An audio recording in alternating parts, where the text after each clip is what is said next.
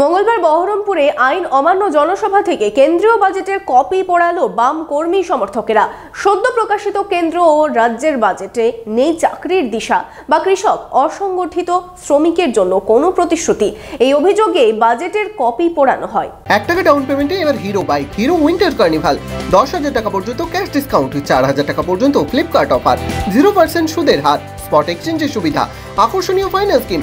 আজই আসুন Hero golden motors private limited, golden auto মার্টে, এখন বহরমপুর 55 তলা ও রঘুনাথগঞ্জে। ফসলের ন্যায্য দাম, মূল্যবৃদ্ধি নিয়ন্ত্রণ, স্মার্ট মিটার বাতিলের দাবিতে বামেদের আইন অমান্য বহরমপুরে। কৃষক, ক্ষেতমজুর, শ্রমিক সংগঠনের ডাকে মঙ্গলবার আইন অমান্য ও প্রকাশ্য সমাবেশের ডাক দেওয়া হয়।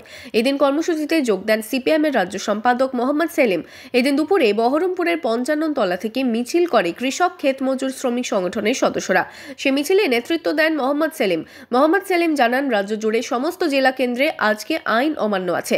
অন্যায়কে প্রশ্রয় দিচ্ছে কেন্দ্র রাজ্য সরকার, তাই ঐক্যবদ্ধভাবে মানুষ আজকে রাস্তায়। কৃষক, ক্ষেতমজুর, ট্রেড ইউনিয়ন তাদের দাবিতে গোটা রাজ্য জুড়ে সমস্ত জেলা কেন্দ্রে আজকে আইন অমান্য অভিযান আছে। কারণ অন্যায়কে প্রশ্রয় দিচ্ছে কেন্দ্র এবং রাজ্য সরকার। খেটে খাওয়া মানুষের অধিকার, মজুরির দাবি, কাজের দাবি, ফসলের দাম কিছুতেই সরকার নজর দিচ্ছে না। যারা প্রতিবাদ করছে তাদেরকে গ্রেফতার করছে, নাহলে ধর্মের নামে ভাগ করে দিচ্ছে। ঐক্যবদ্ধভাবে মানুষ আজকে রাস্তায়।